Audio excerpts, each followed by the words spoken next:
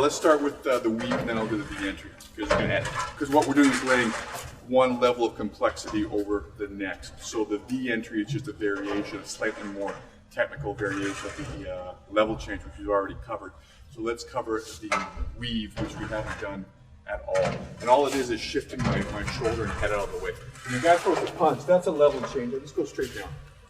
You know, I just change my level. If I weave, it's the same as the boxers do, usually against a hook. So when the guy's throwing hooks, if I turn my shoulders, it goes over me easier and I end up at a better angle.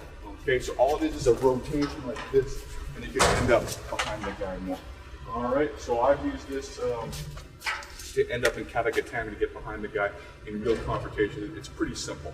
Okay, so let's look now at the same thing. If you mistime it, I think we covered this, but let's look at it in some detail here, because sometimes you're simply going to end up not hitting square with the guy, especially against a hook and a weaving motion where you're a little closer. So you want to use your frame as a wedge here in his armpit.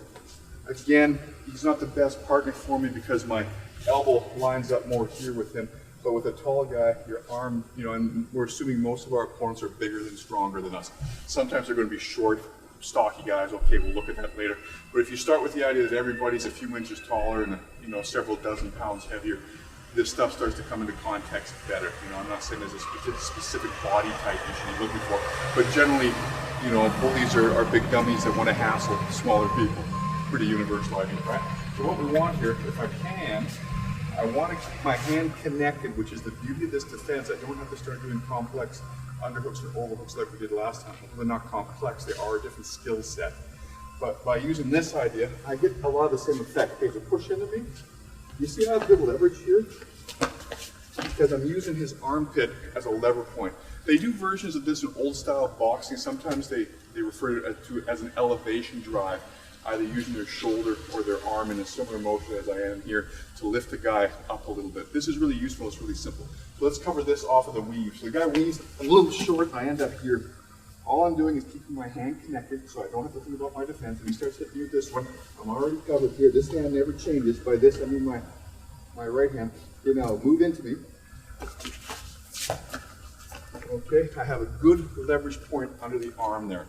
Really, really simple. So that's one version of it. And also by picking him up and then collapsing him a little bit, I can go behind him. And this happens a lot in real training. In fact, I developed this because it was happening in real training. It wasn't something that we conceived of beforehand or been taught beforehand and worked it into our training. It happens because of real world experience, which is where a lot of this very functional material comes from. So when I end up wedging him open like this, you can see how I've developed a window. Okay, that's a really simple one. Because when he punches, oftentimes he's going to be leading with one foot or the other. Okay, so sometimes we're going to hit square. We've covered a lot of that. But a lot of the time, especially for slightly later, we're going to end up somewhere to one side of it. Now in this case, my arm is pointing this way, so we're back to the same idea. I was in a position where I naturally would get an underhook, okay, or excuse me, overhook. He starts pushing into me, I need to get my head in here. Now he's really pushing into me, I take that in and I throw him. Okay, I don't have to go to the ground with him. Don't forget, and that's, you know, even jiu-jitsu guys should understand that the time to hit a guy is when he's off balance and hasn't completely prepared himself. So this has all been taken out of MMA in recent years because of the danger to the opponent. But when you're sparring, you have to understand that that moment when he's falling and your stability is still good is a perfect time to get an undefended head kick in. And this is something we need to work in for street self-defense because it's completely illegal for MMA. Okay, so again, he comes at me this time. This time I level changed a little bit and I ended up here perfect. Start pushing into me. Push, push. His weight can push him right by you and you can slip by. So that's another use of your arm. Now this can be done against straight punches, but it's trickier. You need to have good skills. You need to have, now we're getting kind of into a street slip. By slipping, we're talking again about boxing techniques, but unlike the boxing slip, I'm not relying just on my timing and skill, which can be very dangerous in a street fight. You may have been already hit because you had sucker punched. It may be dark. When we're training, it's nice that you can put on a big red glove. I can see exactly where it is.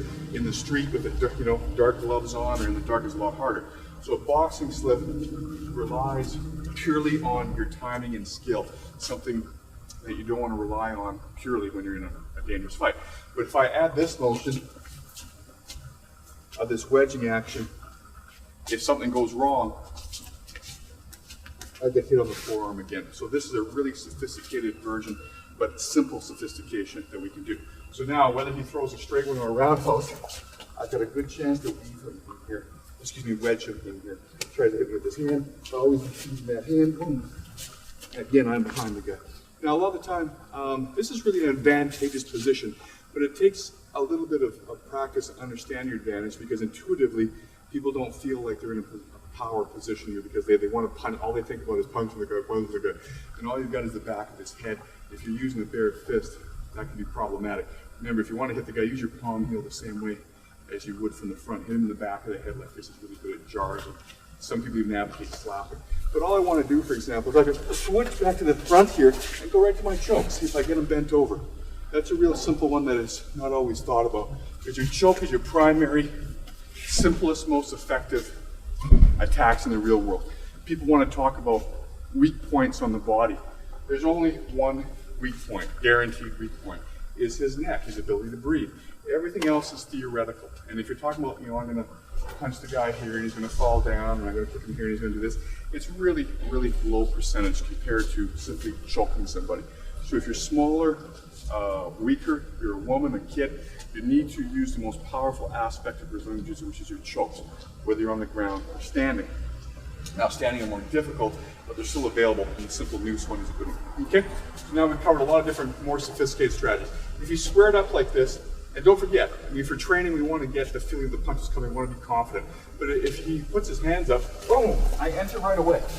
Don't wait for him to punch. It's not necessary, okay? If you think the guy's going to punch, you need to enter. Obviously, it's easier. Okay, now he starts to fight for position here, boom. Now, see how he brings his arm through my wizard? A lot of people do this. They think they're going to get away. Well, he is going to get away. He's going to get me behind him. Okay, so let's look at that. Let's look at that a little closer, because this is a very common response for an untrained person. He's thinking he's going to pull his arm out this way. This way. Your arm. Yeah, this thing. That's it. He is. But he's going to, that's the only thing preventing you from getting behind him. So just be aware of that. People will often try to pull this arm out this way. And if they want to, they can. In wrestling and jiu-jitsu, a person would never do this because they're giving up their back. But just be aware of it. If you don't train it, you're not going to be good at it. So when his arm comes through, I can either catch it in a 2-on-1, which gives me more time, or I can simply let him pull it out and shove it around for him and try and get behind him. And again, there's a lot of things you can do from here. If I want to hit the guy, hit him with a palm heel on the back of the head, and then switch back to the front if you want to choke him. It's simply a much simpler choke.